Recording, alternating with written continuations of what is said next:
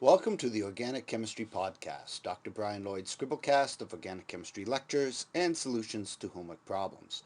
In this scribblecast lecture, we're continuing our investigation of carboxylic acid chemistry. Specifically, we're going to begin looking at the preparation of carboxylic acids. One of the main routes for synthesis of carboxylic acids is by the reaction of molecules with water. Molecules that react with water to generate carboxylic acids are referred to as carboxylic acid derivatives. There are a series of different functional groups that when reacted with water will generate carboxylic acid. The first group and most reactive of the common carboxylic acid derivatives is the acid halide.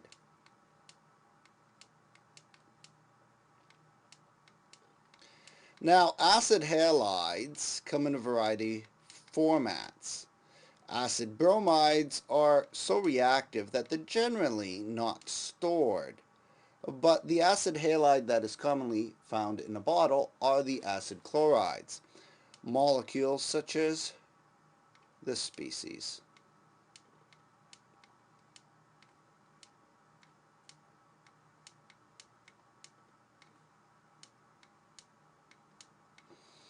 This molecule is referred to as benzoyl. We have a benzoyl group attached to a chloride. Benzoyl chloride.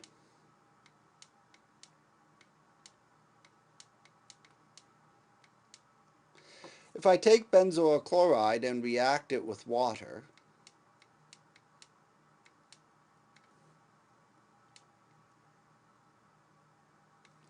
if I do it in acid, I will produce benzoic acid.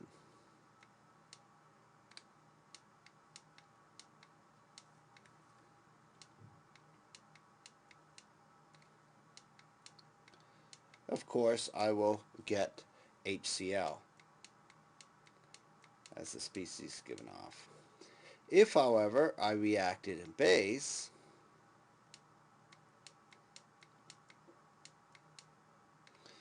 I will get carboxylic acid, but acid is deprotonated by base, so it will be the benzoate anion that will form.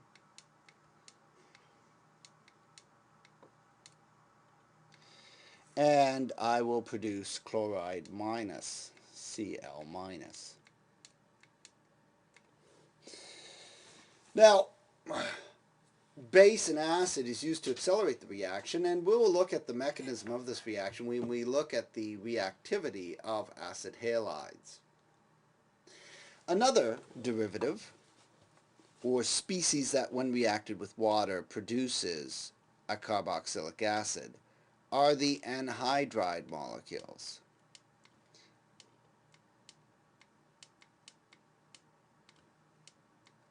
If two carboxylic acids came together and eliminated water, you can form anhydrides. It looks like two carboxylic acids fused together through an oxygen. In fact, they're named as that. This is benzoic. Instead of acid, we say anhydride, having lost a water molecule. Well, clearly, if you add the water, you're going to convert it back to the original carboxylic acid. Likewise, we can do it under two conditions. The first condition, of course, is acid. You'll get two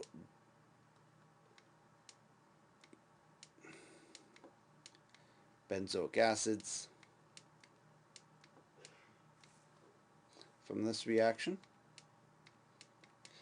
And if you do it in base, as you might guess, the base will deprotonate the acid, generating two benzoate anions.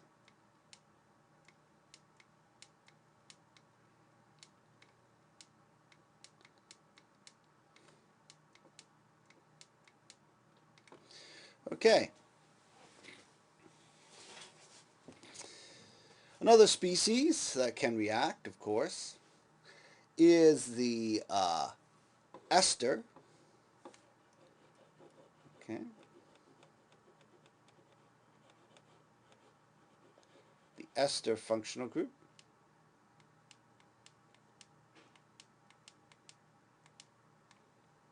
By the way, this was anhydrides.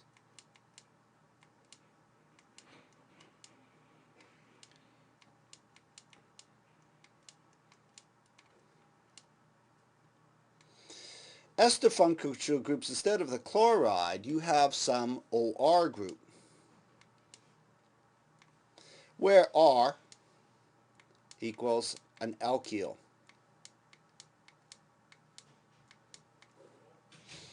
If R was a methyl, you would name it methyl benzoate.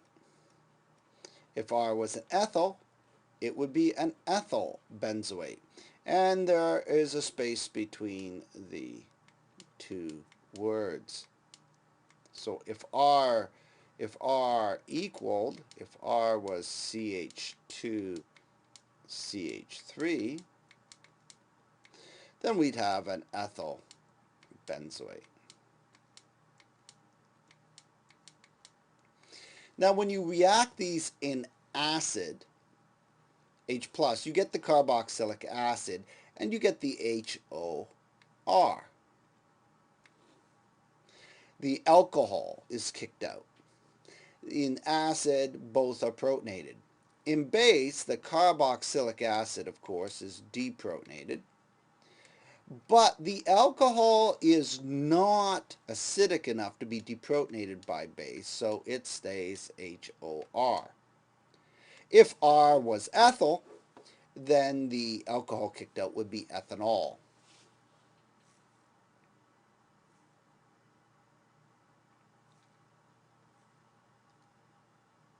Okay.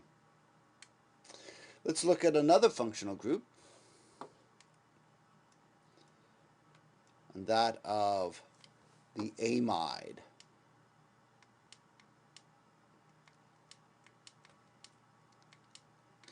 In the amide,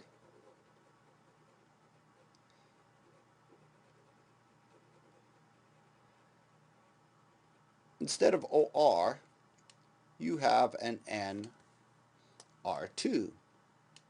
It can be substituted where R can equal H or alkyls. Okay, and we can react that with water. Now let's look at the case where R is H. The name of this molecule is derived from benzoic acid. The oic acid's dropped, and because it's an amide, it's referred to as benzamide. And you are responsible for these names. Benzamide. Now benzamide, when reacted with water and acid, will give you benzoic acid. Protonation will produce NH3. NH3 is a base. Ammonia is a base, and in acid it will get protonated and become NH4+. If you do it in base, the carboxylic acid, as usual, gets deprotonated and you get benzoate. And in base, you get ammonia. However, ammonia is more basic than hydroxide, so the ammonia is quickly going to react with the water and become ammonium again.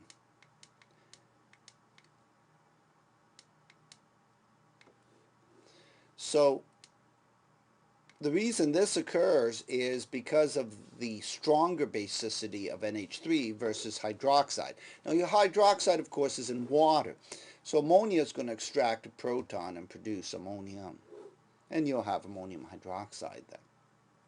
So amides can react with water. Now one of the most interesting reactions in the reactions of carboxylic acid derivatives with water is that of nitriles, because nitriles are the only molecule that is a carboxylic acid derivative and does not have a C double bond O. Every carboxylic acid derivative we looked at so far has a C double bond O. Every molecule that reacted with water that produced carboxylic acid so far had a C double bond O in it.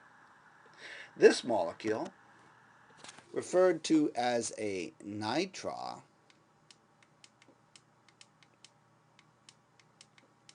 lacks the C double bond O and has a C triple bond N. Now the mechanism for this reaction is rather complex, but we've seen this mechanism already. Can you remember where we have seen the hydrolysis of a nitrile? Molecule's name is benzonitrile.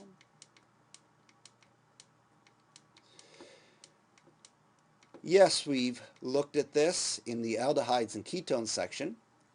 Under the hydrolysis of cyanohydrins, it was actually an alcohol, okay, off of the carbon that had the cyanide. But the hydrolysis mechanism would be the same. And we will look at this again when we look at the reactions of nitriles. But for now, we'll just look at the reaction, not the mechanism. H2O and acid, of course, produces carboxylic acid.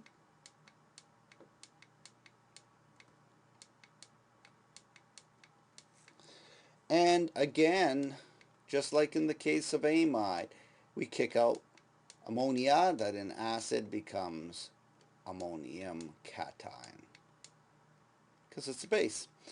Now, what's interesting is nitrile actually can go through the amide itself in the hydrolysis process. And you can see that in the reaction mechanism later on. Hydroxide or base will produce the deprotonated carboxylic acid, the benzoate.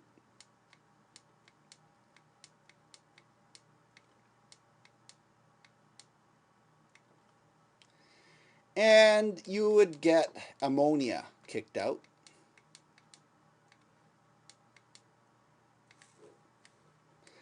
But ammonia is a stronger base than hydroxide, so once again it would react with the excess water and become the ammonium cation.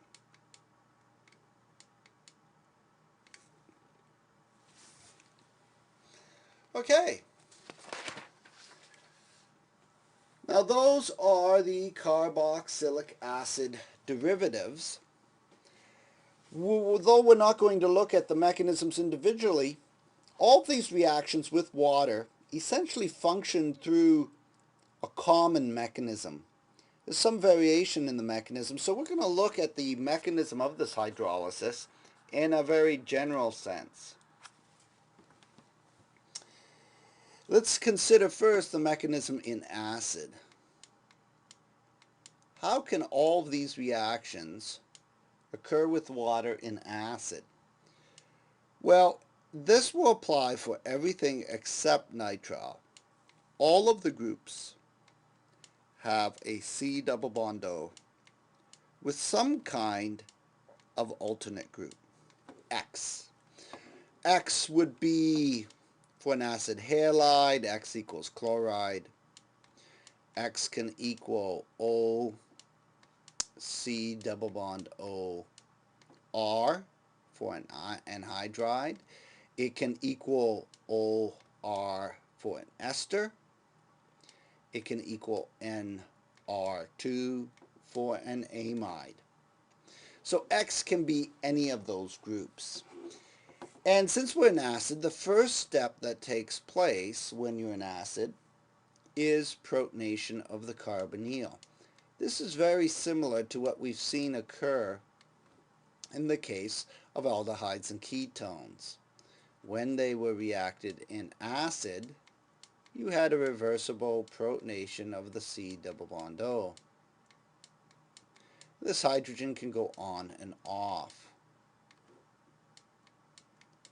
Of course, that's resonance stabilized.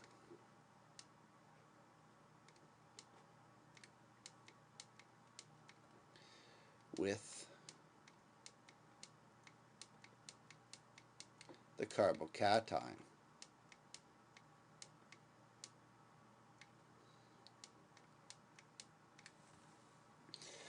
Now the carbocation is susceptible to nucleophilic attack, and we can do that. We can add water.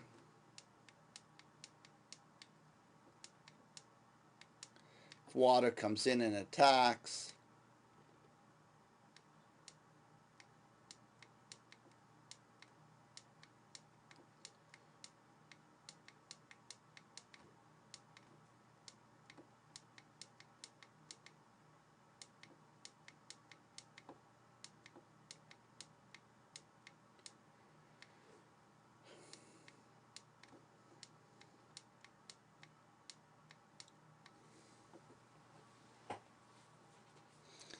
right. Of course, the next step is deprotonation, minus H plus, and you end up with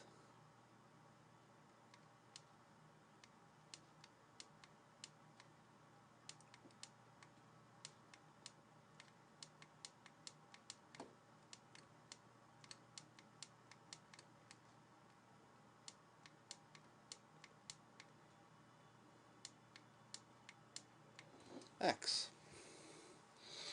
Now, what happens next is one of two things. Either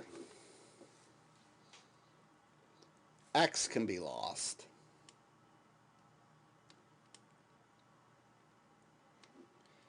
if we lose X, actually maybe we'll draw that one down.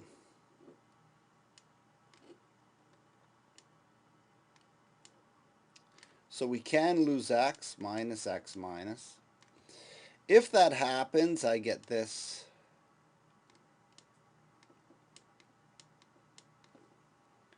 C OH OH positive. And this lone pairs on the oxygens here. Or, in some cases, the X must be protonated first. So plus H plus. And you get this.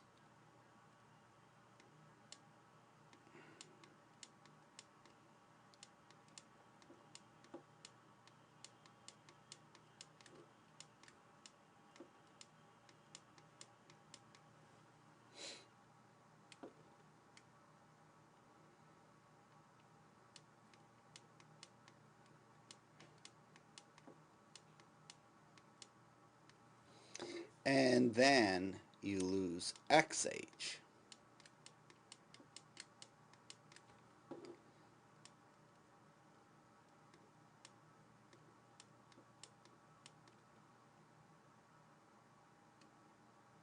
Actually, you get the same thing then. So it might be better to draw it that way.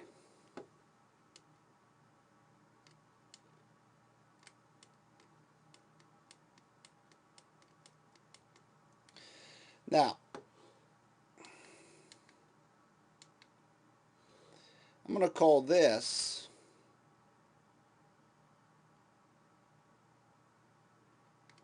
path A. And I'm going to call this one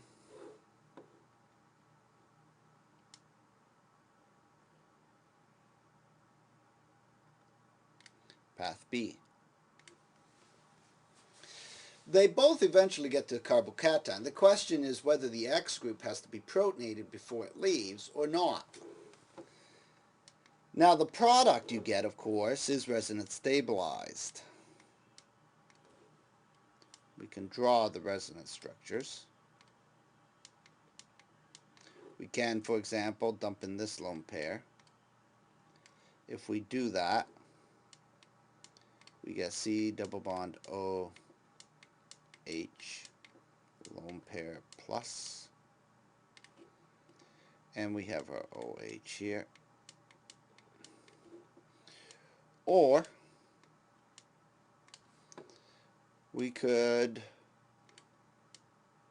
move this lone pair into a pi system.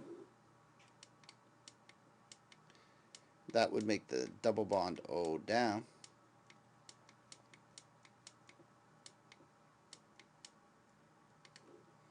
Leaving the OH up. Now, if you take these resonance structures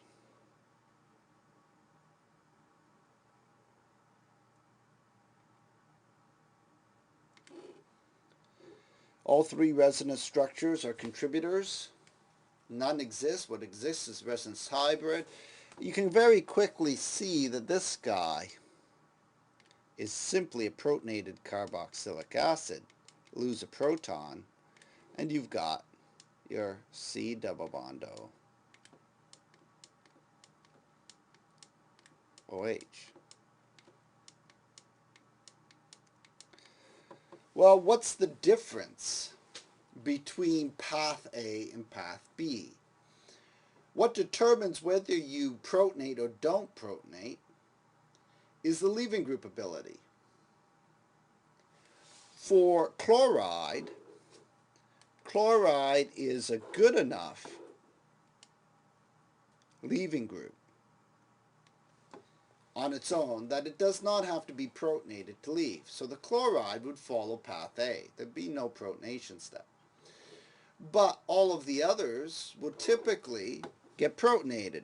I admit the leaving group ability of the carboxylate anion is not as good as chloride. May be good enough to occur without protonation, but typically we include it to require protonation, although it's closer to the borderline, if you like. So most of the others require protonation before you get a good enough leaving group.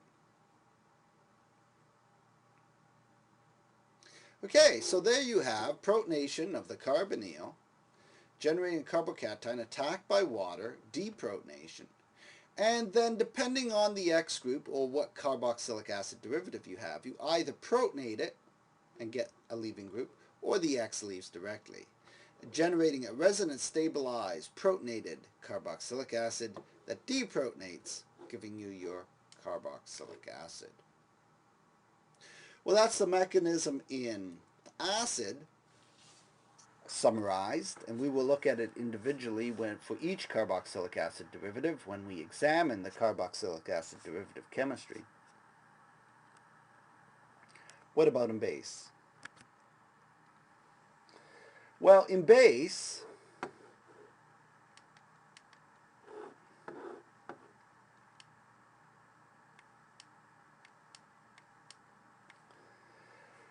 there is no protons to protonate the oxygen of the carbonyl. The strongest nucleophile present when hydroxide around, if hydroxide's dissolved in water, is not water, it's the OH minus itself. So OH minus acts as a nucleophile. You have a delta minus on oxygen, a delta plus on the carbon. The nucleophile will attack, and you will get this oxide intermediate.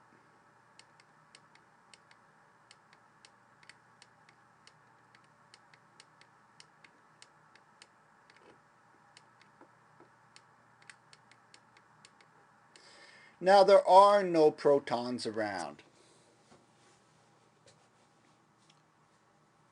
Because of that, X can't get protonated. So for all of the leaving groups, X must be kicked out, even when the leaving group is poor. And you might ask the question, well, if you have a poor leaving group like a OR minus or an NH2 minus, how can you kick these things out?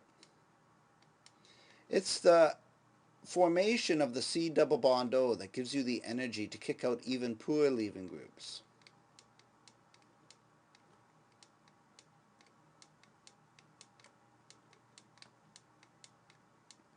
Now in base, of course, in base, because we're in base, you have OH minus It's going to leave, kicking out water. And you're going to get the benzoate anion.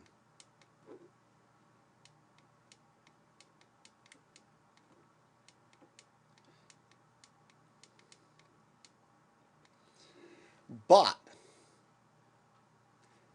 depending on the nature of X will either stay minus or it will get protonated.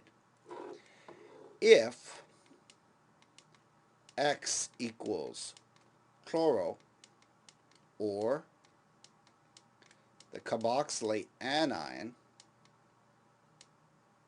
okay, so X minus equals chloro minus or carboxylate anion, they will stay in that form because they're not basic enough to pull a proton off of water that has hydroxide. If, however, X minus equals OR minus or NH2 minus, then X minus will go to XH. That is, OR minus is a stronger base than a hydroxide, and NH2 minus is a stronger base. They will grab a proton from the water, in that case going to XH. Okay. If you want to get carboxylic acid from this, you must do a step 2 and add acid. If in the second step you add acid, you will get the carboxylic acid.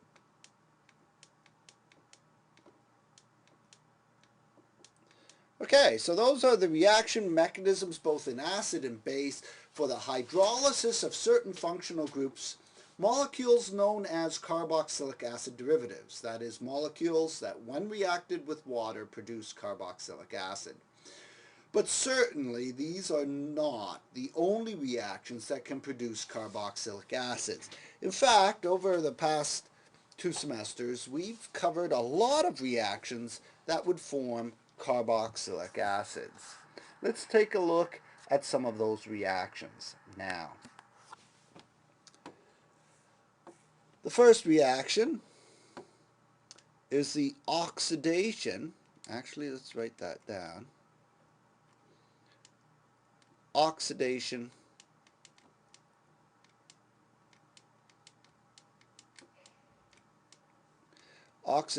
of a primary alcohol. Primary alcohol.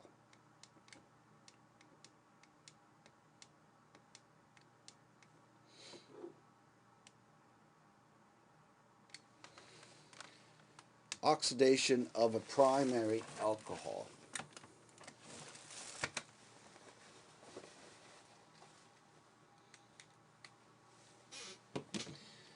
Okay. Suppose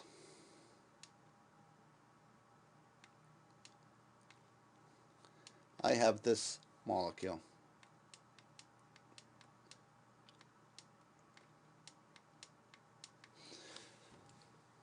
Common name's probably cyclohexane carbonyl, but the IUPAC name, longest carbon chain with highest priority group, is 1 carbon. It's a methanol. Is cyclohexyl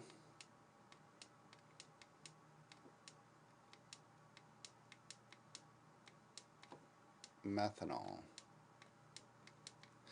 If I have cyclohexamethanol and I react it with an oxidizing agent, powerful oxidizing agent, O in square bracket means oxidizing agent, I will oxidize the CH2OH and produce cyclohexane carboxylic acid. One word.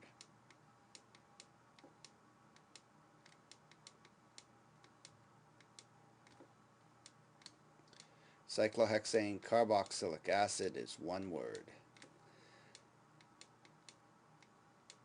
Well, actually, correct that. Cyclohexane carboxylic is one word. Acid's a separate word. So it's two words, cyclohexane carboxylic acid, but the cyclohexane carboxylic is one word. Okay, what are examples of these oxidizing agents? What are the oxidizing agents we could use? There is a wide selection. You could use, for example, H2CrO4, which is chromic acid. You could use CrO3 in acid. For example, you might use sulfuric or acetic acid. You can use sodium dichromate, Na2, Cr2O7 in acid. The oxidizer is the Cr2O7 2-. You could use hot permanganate, KMnO4, potassium permanganate. MnO4- is the oxidizing agent. And there are others that will allow this oxidation to occur.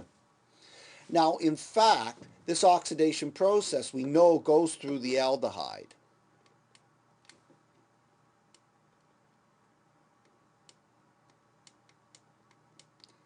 Cyclohexane carbaldehyde is the intermediate, but aldehydes are more easily oxidized than alcohol, so it very quickly goes to carboxylic acid. And clearly, oxidation of a primary alcohol is not the only oxidation that could generate carboxylic acid. We therefore, as suggested by the intermediate, could carry out oxidation of an aldehyde. So we actually could start with the aldehyde. And we could use the same reagents and drive the aldehyde right through to the carboxylic acid. Oxidation of an aldehyde. So, we can oxidize a primary alcohol. We can oxidize an aldehyde. Our choice of reagent with aldehyde increases. We can use mild oxidizing reagents. Remember Tollin's reagent?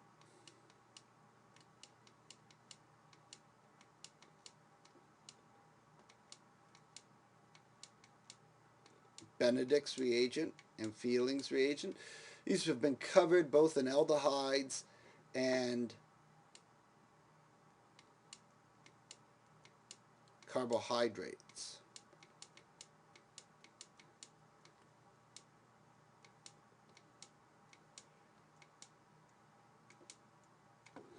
There's also Feeling's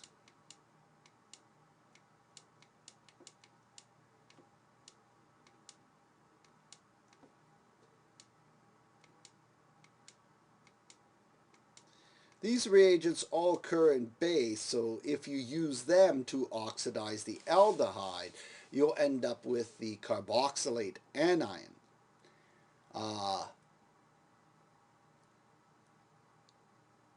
But they can be used because the aldehyde's more easily oxidized than the primary alcohol. We also learned last semester that you can carry out the oxidation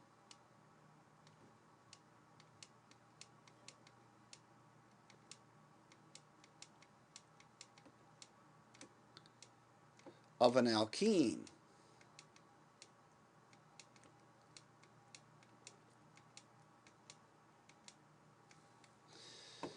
Now, this reaction is a little more complicated. But if I have some alkene, the best way to envisage what occurs here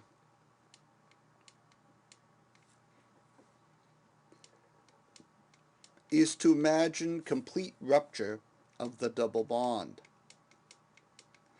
So if I take this alkene, for example,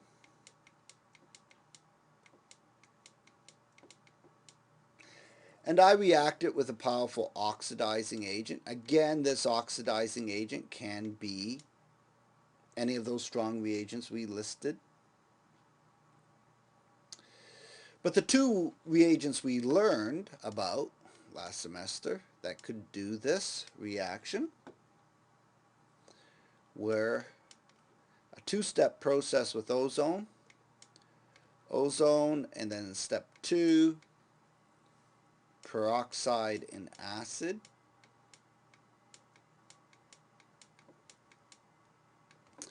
or alternatively you could use hot KMNO4 in acid.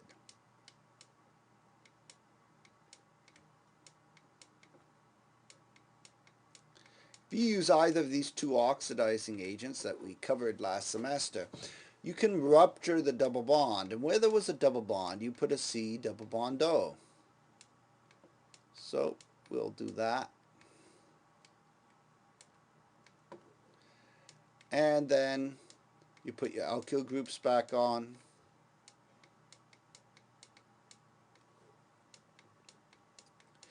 In this case,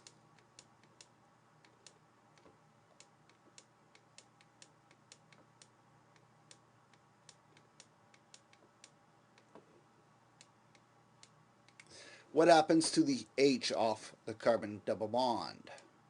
The H becomes an OH, and hence we've generated a carboxylic acid. So you can get carboxylic acids. Note, if instead of peroxide you had used zinc in acid, the H would have been retained and you would have gotten the aldehyde. So oxidation of alkenes can rupture the double bond and generate on occasion carboxylic acids, but it is required that there is an H off the carbon-carbon double bond. That H is required. And we can also remember back to our chemistry of aromatic rings that we can oxidize alkyl benzenes, or what we can call alkyl arenes. An arene is simply a substituted benzene, so there could be other substituents off the ring. So we take an alkyl arene, such as, say, propylbenzene.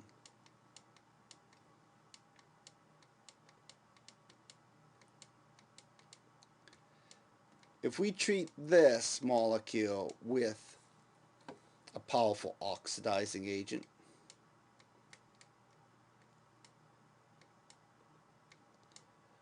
again, the oxidizing agents in this case are chromic acid, just as before, CrO3 acid. It's very important you remember these as powerful oxidizing agents. Sodium dichromate, Na2Cr2O7, I'm going to write it as the anion this time, because that's the same thing, 2 minus, H plus. Potassium permanganate, hot. Usually you draw the KMNO4, but you might write MNO4 minus, same thing, okay, in acid. Any of these oxidizing agents will take alkyl benzenes to benzoic acid, but there is one condition. The oxidation occurs at the benzylic position. It is required that the benzylic carbon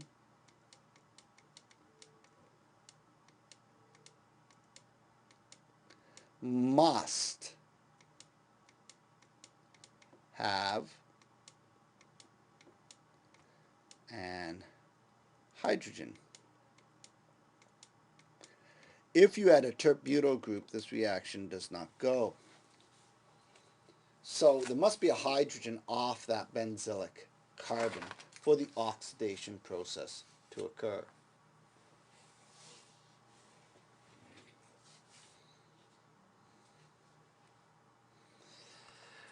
Another interesting oxidation reaction is one that we've just covered in the aldehydes and ketones section, and that's the oxidation of a methyl ketone. We didn't really talk about it as an oxidation reaction. We referred to it as the haloform reaction. But because you're going from a ketone to a carboxylic acid, it's clearly an oxidation.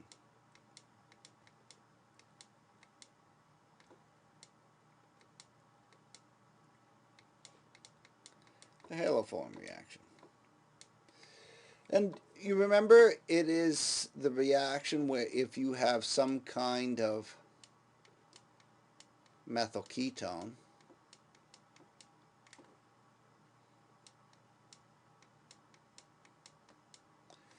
and you react it with I2 in base,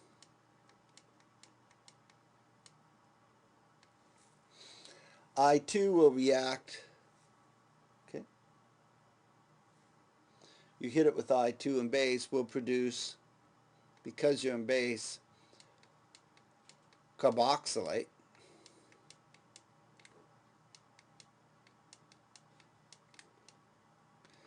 and the yellow precipitate CHI3.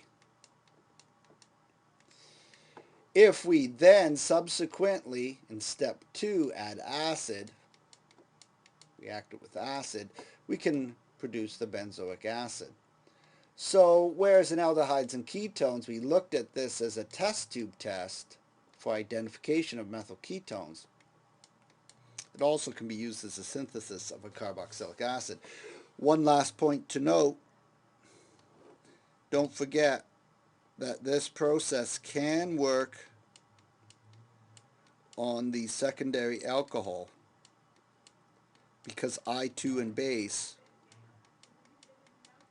can oxidize the secondary alcohol.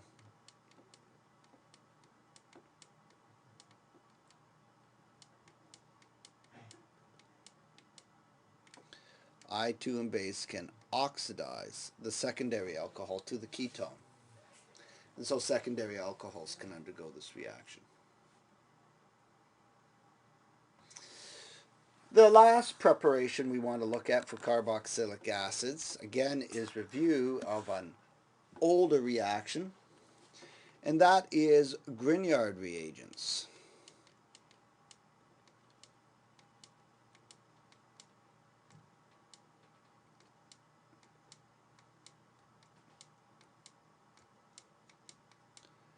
Just to review, remember we learned that Grignard reagents,